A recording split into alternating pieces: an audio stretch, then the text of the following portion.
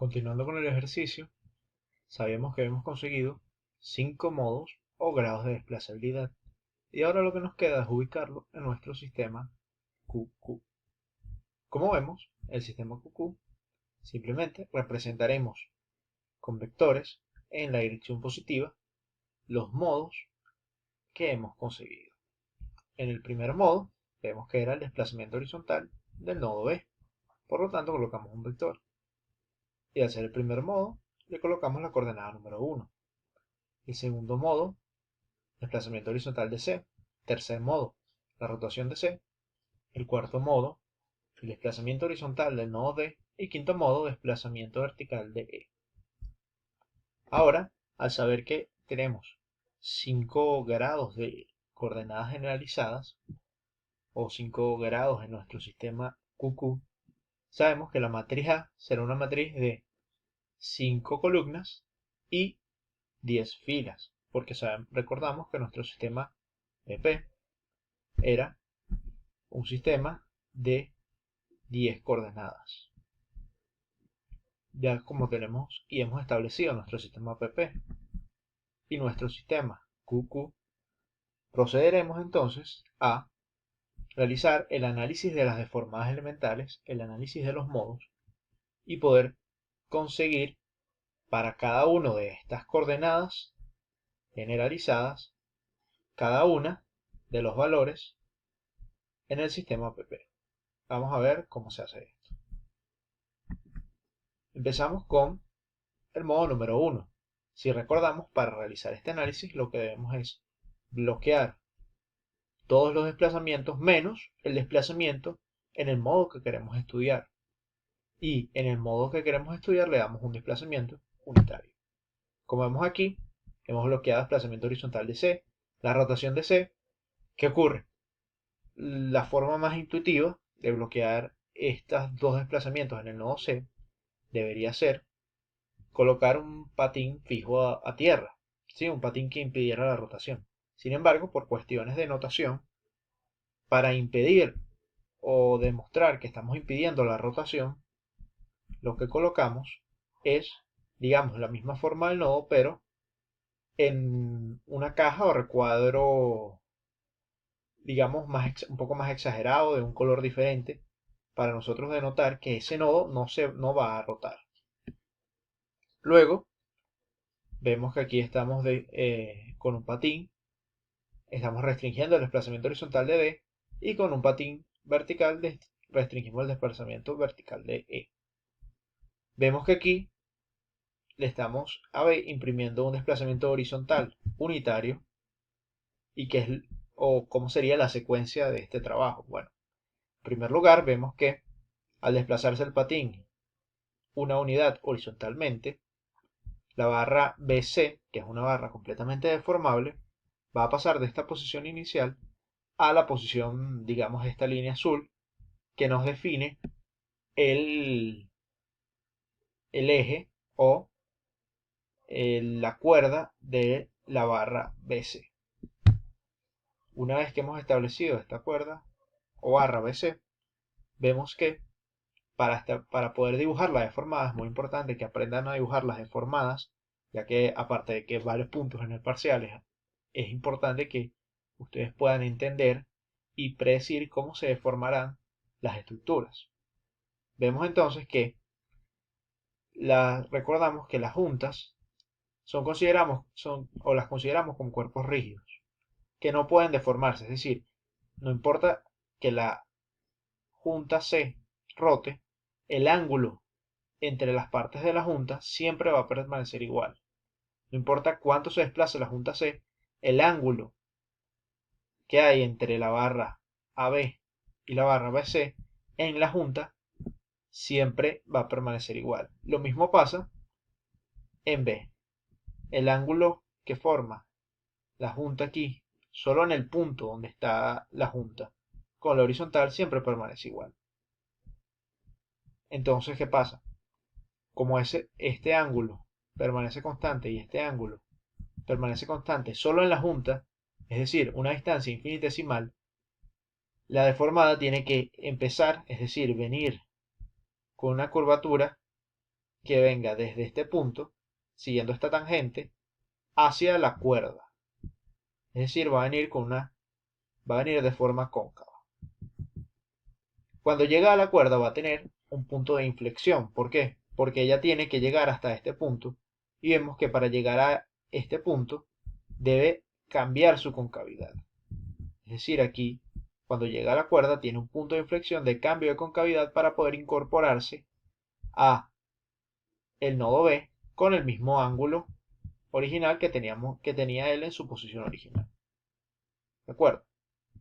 Una vez entendido eso, bueno, vamos a hacer el análisis del modo, que es ¿cómo vamos a analizar el modo? Bueno, nosotros nos interesa hallar cada una de las 10 componentes de deformación que se producen en la barra.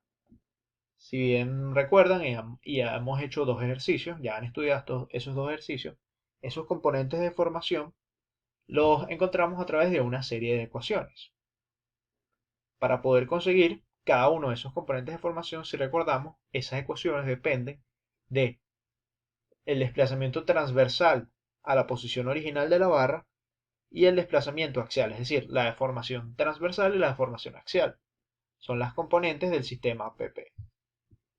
Recordamos que esta es una barra que es completamente deformable, por lo tanto va a tener tanto componente axial como componente transversal de deformación. Y vemos que es la única barra que está sufriendo deformación. Todas las demás barras están estables, se mantienen en su posición original.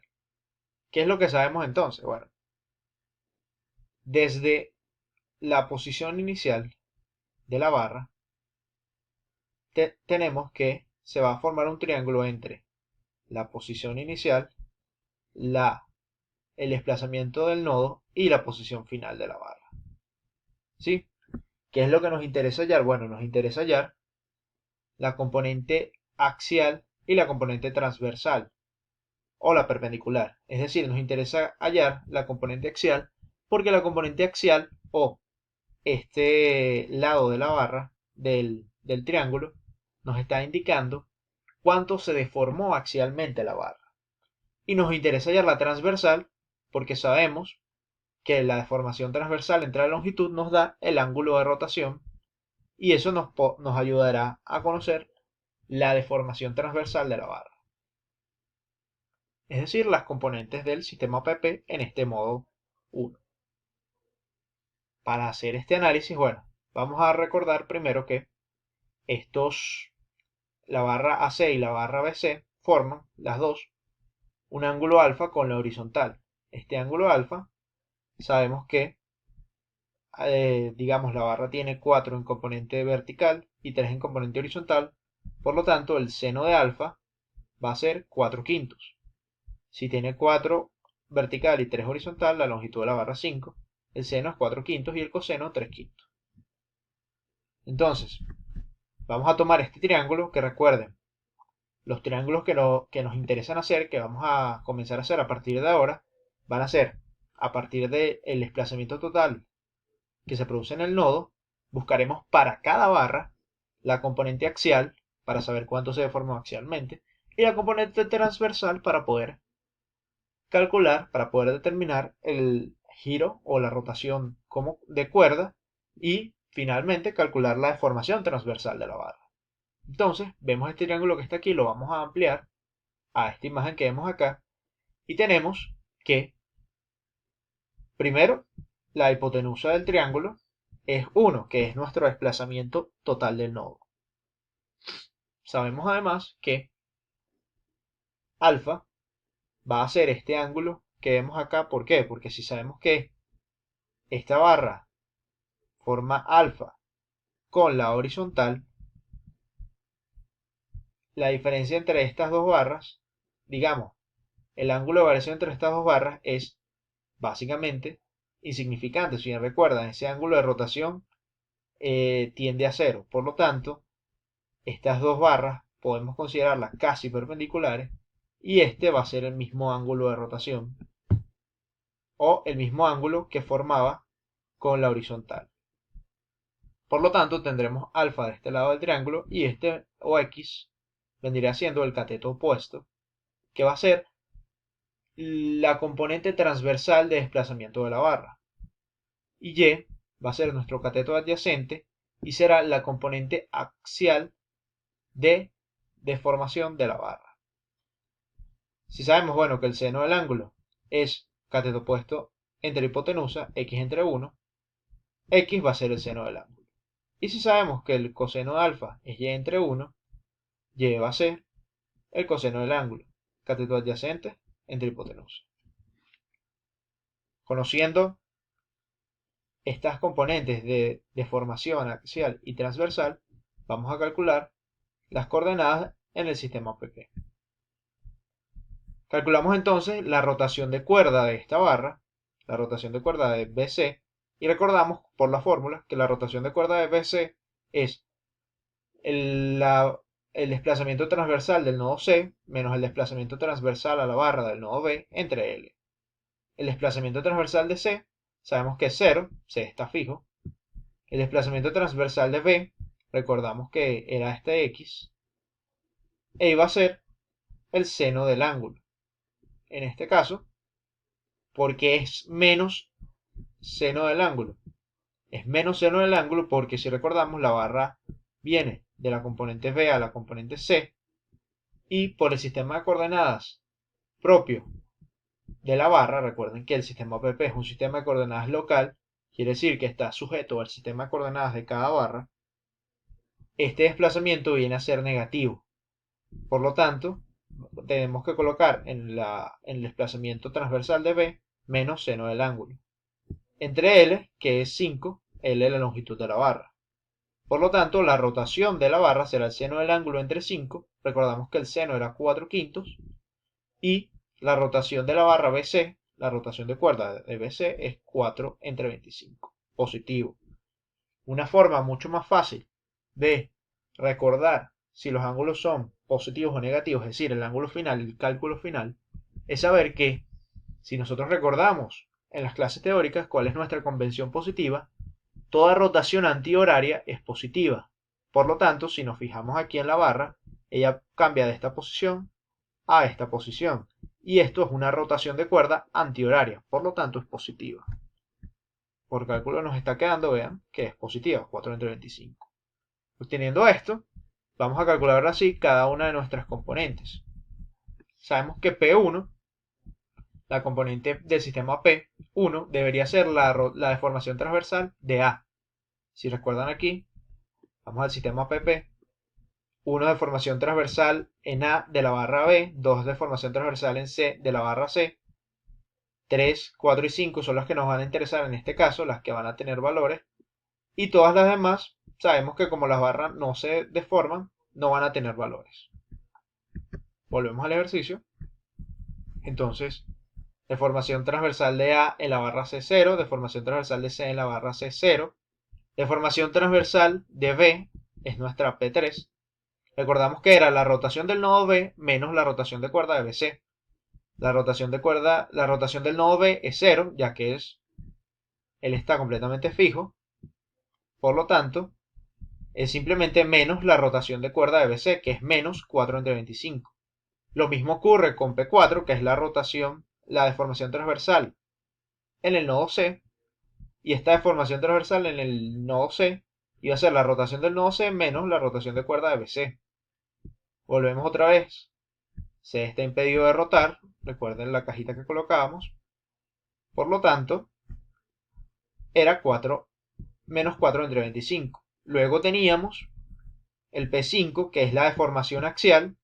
Recordábamos que era el movimiento axial del nodo C menos el movimiento axial del nodo B. C no se puede desplazar y B se desplazó.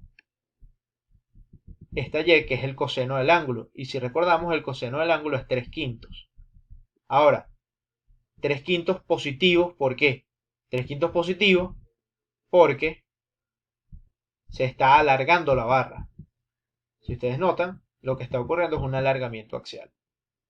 Luego, el resto de nuestras componentes va a ser 0 porque no se deforma ninguna de las otras barras. Y tendremos que nuestro vector D, o el vector que representa cada una de las Q, simplemente lo armamos en el orden de cada una de nuestras P. Sí, es 4 es 3